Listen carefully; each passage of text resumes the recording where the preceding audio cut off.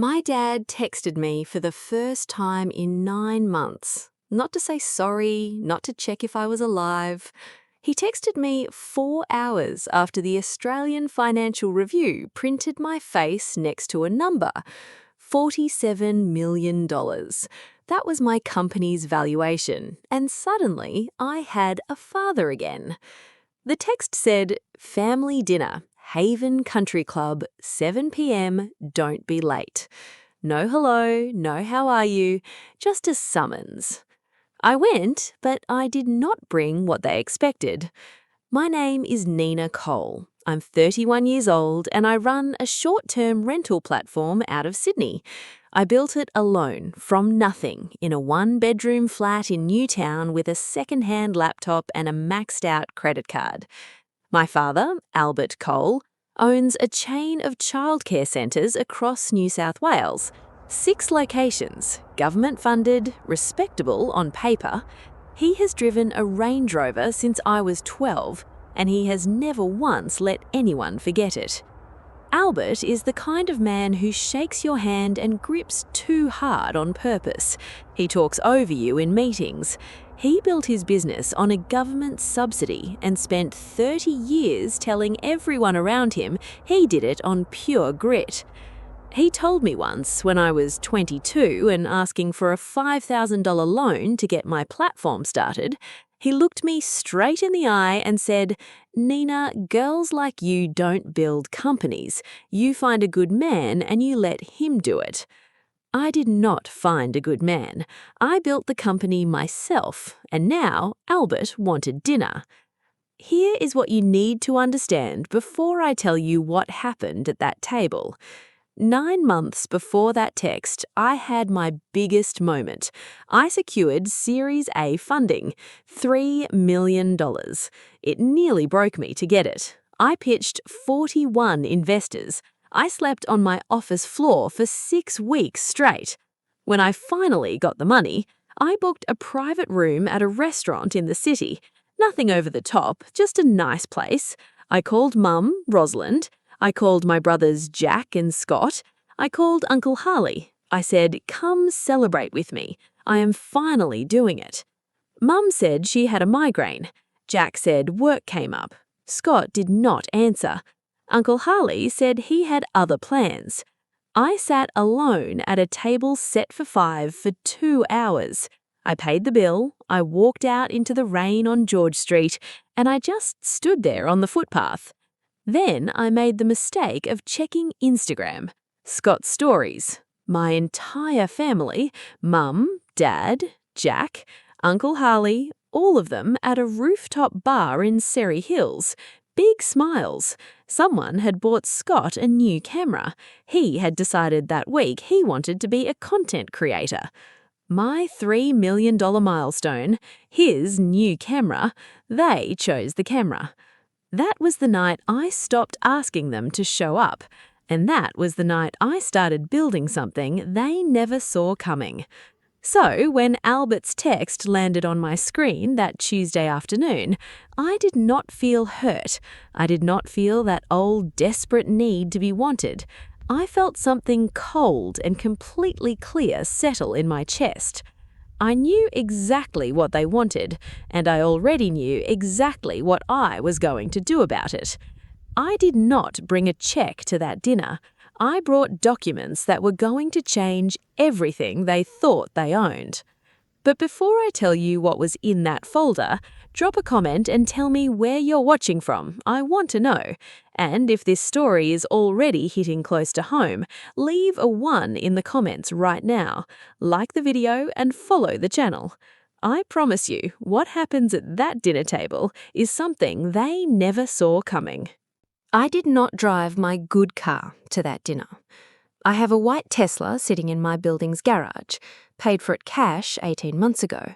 I drive it every day to work, and I love it. But that night, I drove my old Corolla, 2014, dented rear bumper, paint fading on the bonnet, the kind of car that makes people look away. I had kept it for hardware store runs and beach trips when I did not want sand in the Tesla. I wanted to walk into that room looking exactly like the Nina they remembered, the struggling one, the invisible one, the one who could be handled. I pulled up to Haven Country Club, and the parking attendant looked at my car the way you look at something you want off your lawn. He actually pointed to the side street. Service entrance is around the back. I looked at him and said nothing for a moment. Then I said, "I am here for the Cole family dinner. My name is Nina Cole." He checked his clipboard, found the name, waved me through without an apology. Good. That meant it was working. I parked between Albert's Range Rover and Jack's company ute. My Corolla looked like it had wandered in from a different suburb entirely. I sat in the car for a minute, hands on the wheel, engine off. I am not going to lie to you, my stomach was tight. Not because I was scared of them, because your body remembers things your brain has already moved on from. My body still remembered being 12 years old and being told I was too much, too serious, too quiet, not the right kind of daughter. I took a breath. I reminded myself who I was walking in as, then I got out of the car. The Gold Room at Haven is exactly the kind of place Albert loves. Dark timber walls, a chandelier that costs more than most people's cars, heavy chairs that make you feel like you are supposed to sit up straight. They were all there.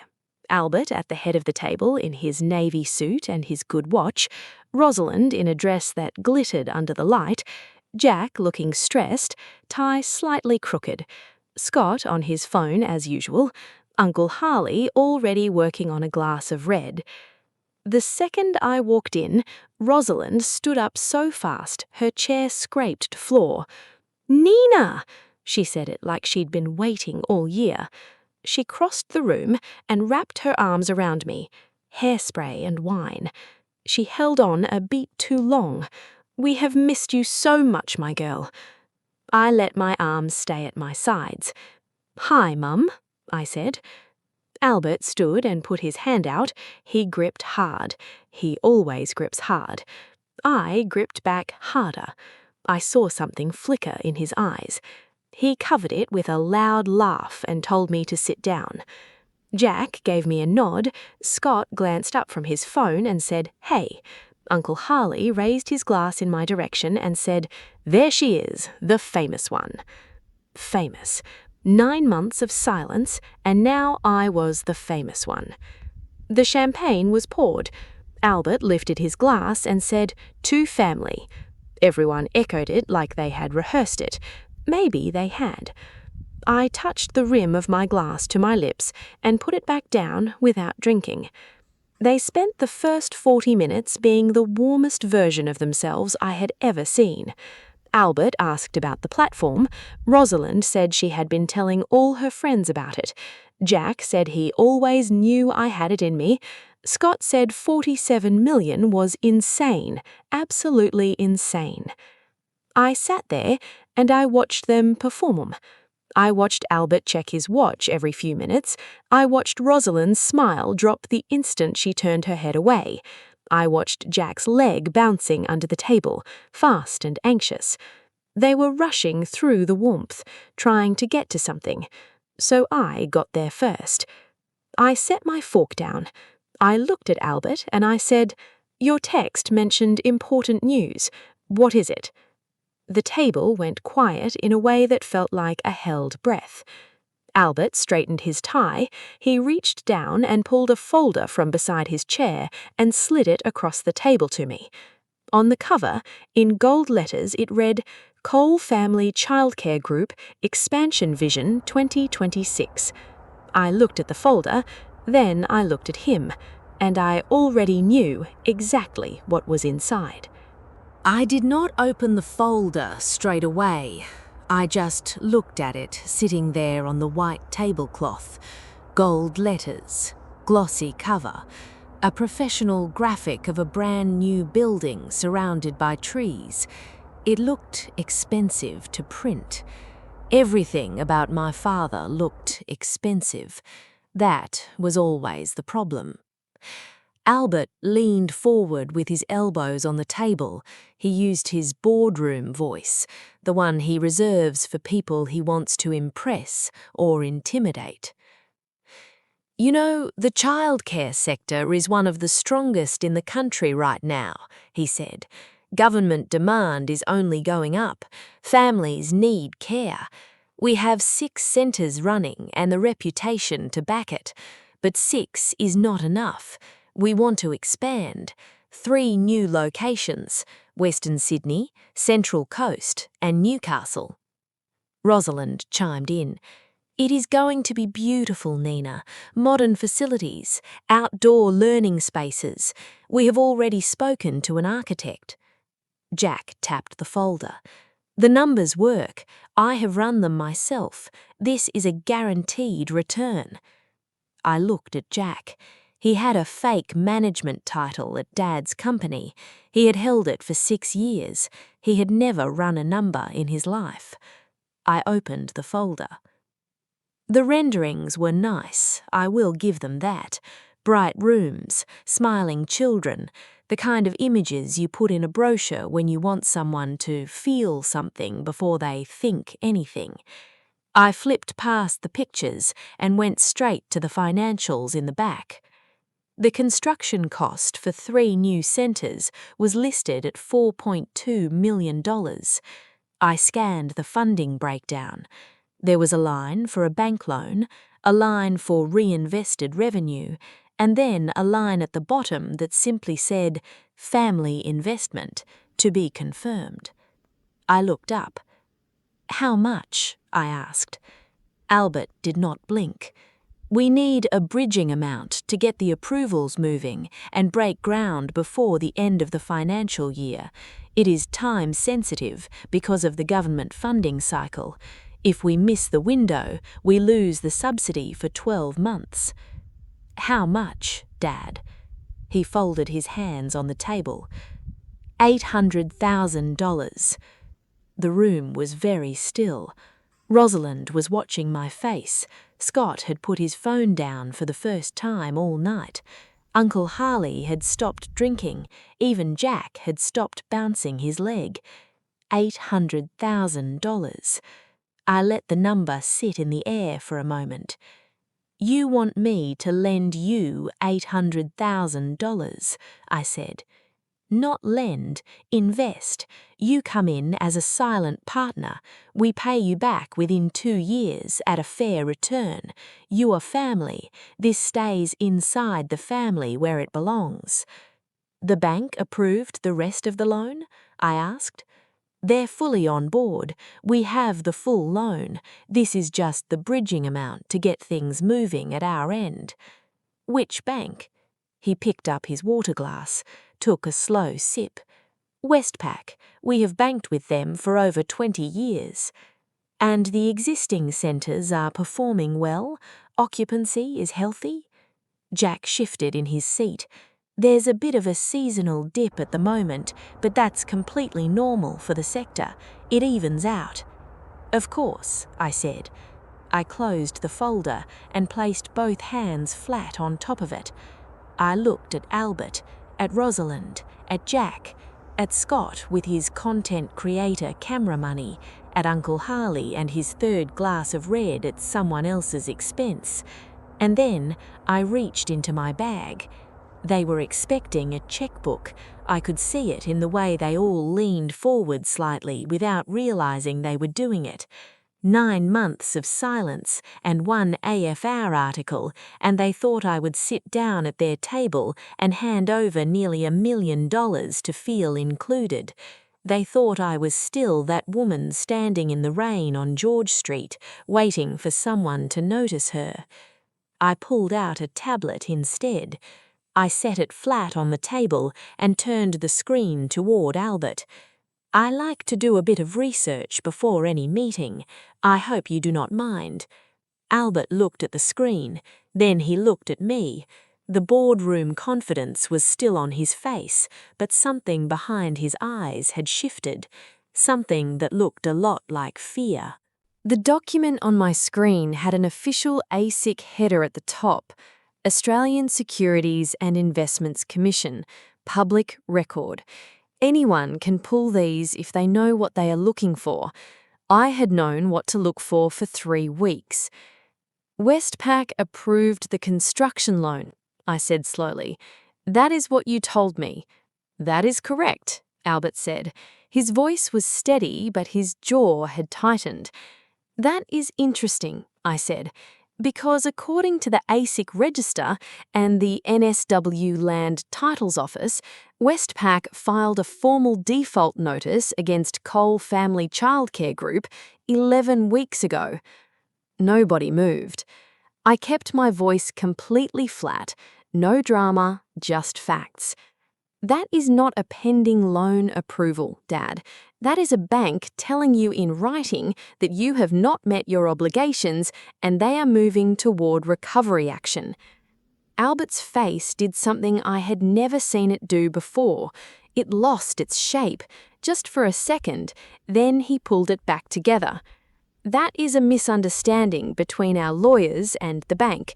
It is being resolved. It has nothing to do with the expansion. And the occupancy, I said. Jack said it was a seasonal dip. Jack opened his mouth. Do not, I said. I did not raise my voice. I did not need to. Jack closed his mouth. I scrolled to the next document, State Revenue Office filings, 2 financial years of data. Your average occupancy across the 6 centres has been sitting at 42% for the past 20 months, I said. A childcare centre needs to run at around 70% to be viable. 42% is not a seasonal dip. 42% is a business that is bleeding out. Rosalind made a sound, half protest, half panic. Nina, you are twisting numbers to make us look bad. Your father has built something real here, something that employs people, something that matters to this community. I am not twisting anything, Mum, I said. I am reading documents that are publicly available to anyone with an ABN and an internet connection. I swiped to the next page. 3 years ago, you took out a second mortgage on the family home to inject cash into the business. You used a private lender, not a bank. The interest rate on that loan is 19%. You have been servicing that debt by pulling money out of the operating accounts of the centres themselves, which is why the facilities have not been properly maintained, which is why 2 of your locations were flagged in their last ACEQA quality assessment. The Australian Children's Education and Care Authority, the government body that assesses childcare centres. A flag from them is not a small thing. Scott looked at Albert. Dad, what is she talking about? Were we flagged? Albert said nothing. You do not need $800,000 for an expansion, I said. I closed the cover of the tablet and looked directly at my father. You have been going through our private financial records, he said quietly. They are not private, they are public. You just assumed no one in this family would ever bother to look. He leaned forward, his voice dropped. Nina, we are your family. Whatever has happened between us, we are still your blood. We need your help. I'm asking you as your father. I looked at him for a long moment. I thought about the restaurant, the empty chairs, the rain, George Street, the camera. I know, I said, and I have an answer for you. I reached back into my bag, but it is not the one you came here for. I had made one phone call before I left my office that afternoon. Gabrielle, my CFO, 12 years in corporate finance before she came to work with me, the kind of woman who reads a balance sheet the way other people read a novel, quietly, completely, and without missing anything. I had said, Gab, it is time. Bring everything. She was waiting for my signal in the lobby. I touched the small earpiece in my left ear. Gabrielle, come in. 30 seconds later, the double doors of the gold room opened. Gabrielle walked in wearing a charcoal suit and flat shoes. She did not smile at anyone. She did not introduce herself. She walked directly to my side and placed a thick stack of documents on the table in front of me without a word. Albert stared at her, then at the documents, then at me. "Who is this?" he said. "She is with me," I said. I rested my hand on top of the stack. "I am not going to lend you money," I said. "I told you that already. I do not lend capital to businesses I do not believe in. That is not personal, that is just how I operate." "Then what is all this?" Jack said. He gestured at the documents. His voice had an edge of panic in it now. "3 weeks ago, my team identified the default notice on the Cole family childcare group," I said. "We saw the private lender filing. We saw the ACECQA flags. We saw the home mortgage. When I do due diligence, I do it properly." I opened the top folder. It had a blue cover, no glossy pictures, just a document with a legal header and a lot of dense text and signatures at the bottom. "I contacted your private lender in Melbourne," I said, "the one charging you 19%. I made them an offer on your debt last Friday. They accepted it yesterday morning." Rosalind's head snapped up. "I also contacted Westpac," I said. "Gabrielle finalized that transfer this afternoon while you were all ordering entrees." I watched Albert's face as the mechanics of it assembled themselves in his mind. I watched the exact moment he understood. "You bought our debt," he said. It was barely a sentence, more like something falling. "I own the mortgage on the family home," I said. "I own the business loan. I own the second mortgage from the private lender. I own the equipment finance on 2 of the centres. I am your primary creditor." Scott pushed his chair back from the table like he needed physical distance from the words. "You are the bank," Jack said quietly. "I am the bank," I said. Albert stood up. His chair scraped hard against the floor. "This is my business," he said. His voice was trying to find its volume, but something had gone out of it. "You built that business. My name is on every one of those centres. You cannot just walk in here and—" "I did not walk in here and do anything," I said. "You were already drowning. I just bought the water." "You did this to punish us," Rosalind said. Her voice cracked on the last word. "You did this because of the dinner, because of one night." "It was not one night, Mum." She looked at me. "It was never one night," I said. "It was every time. It was the science competition when I was 14 that you missed because Jack had a football game. It was my uni graduation that you left an hour early. It was the funding dinner where I sat alone for 2 hours while you were all in Surrey Hills buying Scott a camera. It was every single time I needed you to just show up and you decided I was the one who could wait." The room was very quiet. "I did not buy your debt to punish you," I said. "I bought it because I'm a businesswoman and it was a distressed asset at a good price. But I will not pretend the timing was an accident." Uncle Harley stood up. He was unsteady on his feet. "You are cold," he said, pointing at me. "You are a cold, hard woman, and no wonder you're alone. This is not what family does." I looked at him.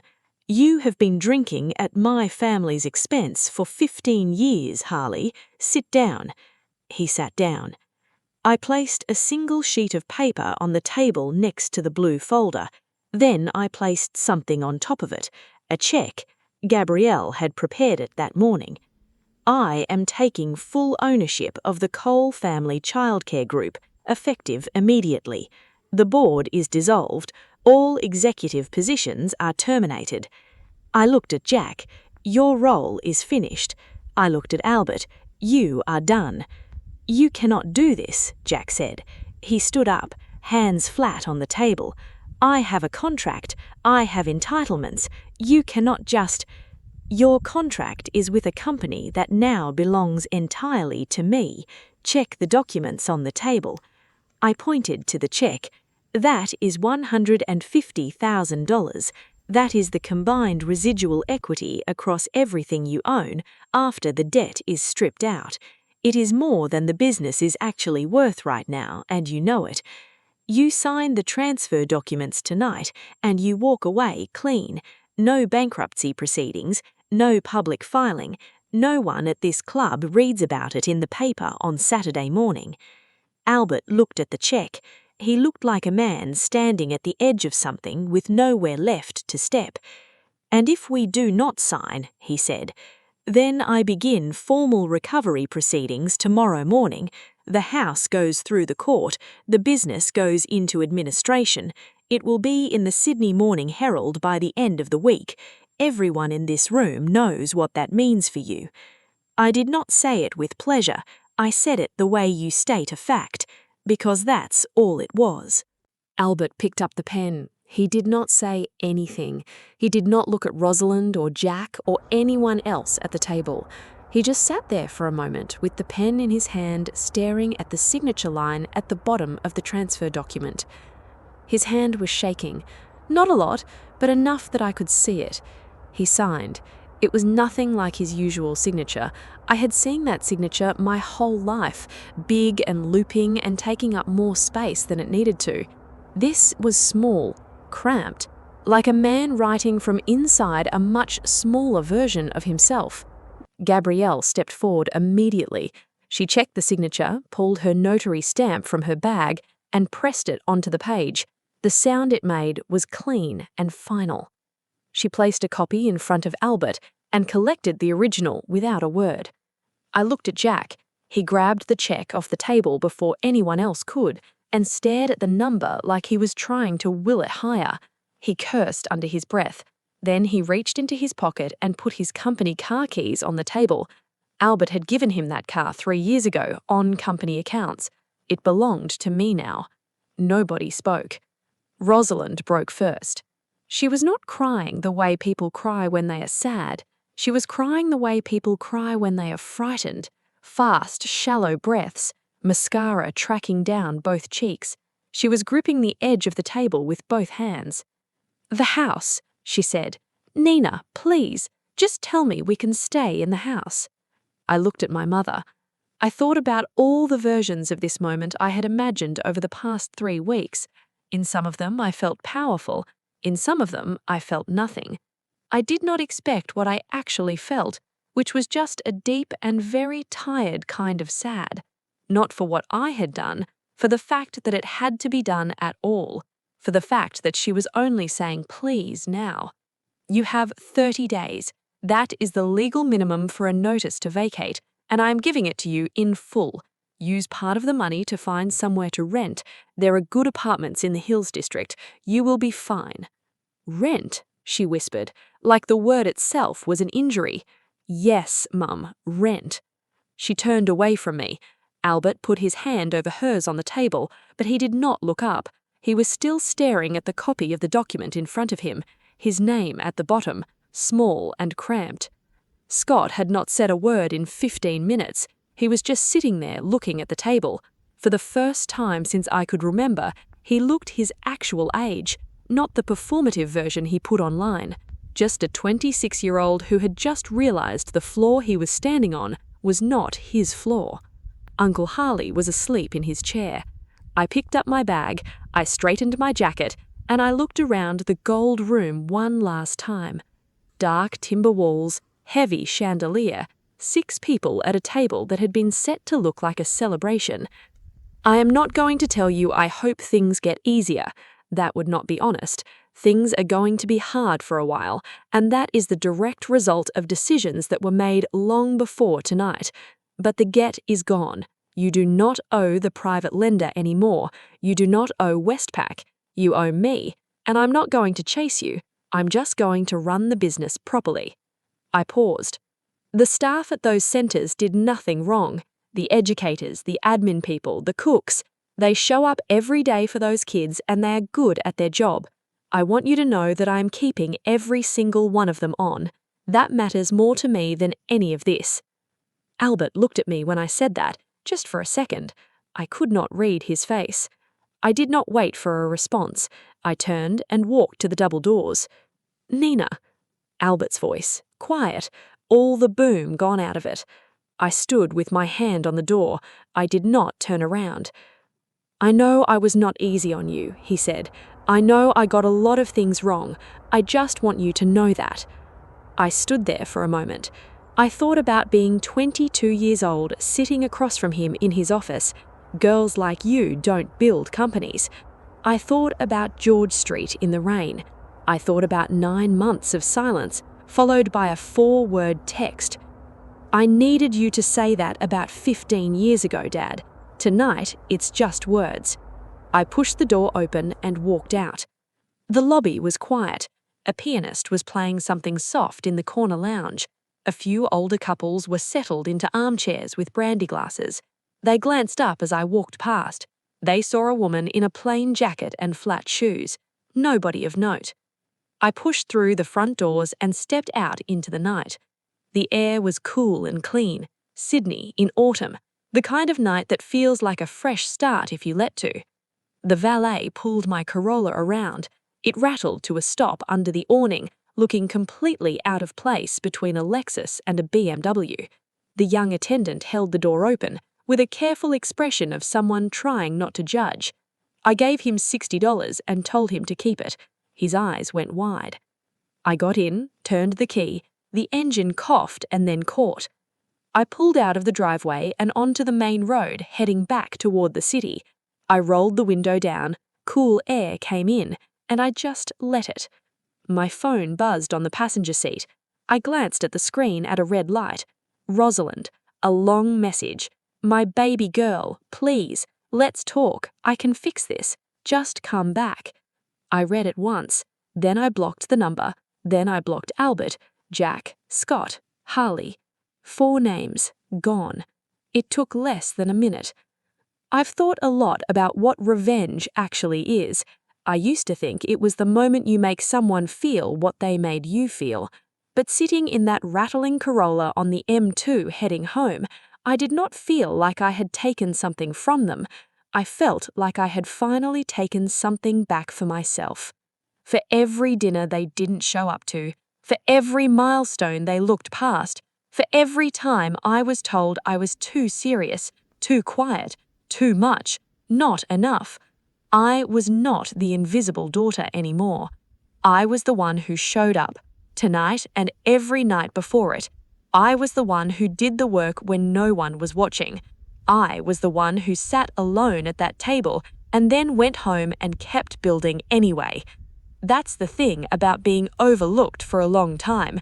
You get very good at working in the dark, and one day the lights come on, and everyone is surprised but you. I was not surprised. I turned the radio up, merged onto the motorway. The city lights were bright ahead of me, and the road was open, and I had nowhere I needed to be except exactly where I was going. That was enough. That was more than enough. Thank you for staying with me tonight. If any part of this story sat with you, if you have ever built something alone, if you have ever been the one who waited and was not waited for, leave a comment below. I read every single one. Take care of yourselves. See you in the next one.